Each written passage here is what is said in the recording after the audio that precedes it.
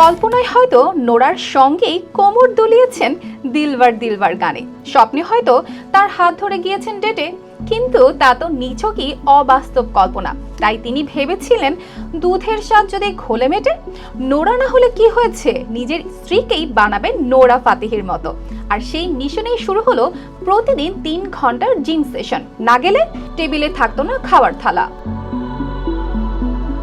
এমনই চাঞ্চল্যকর ঘটনাটি ঘটেছে ভারতে, উত্তরপ্রদেশের গাজিয়াবাদ জেলার মুরাদনগরে। সেই স্ত্রীর অভিযোগ, বিয়ের পর থেকেই স্বামীর নোরা নেশা তাকে দম বন্ধ যন্ত্রণায় ফেলেছিল। তিনি সব সময় শুনতেন তার শরীরের গড়ন নাকি ঠিক নেই। স্বামী কটাক্ষ করে বলতেন জীবন নষ্ট হয়ে গেছে কারণ তিনি নোরা ফাতেহির মতো কাউকে বিয়ে করতে পারেননি।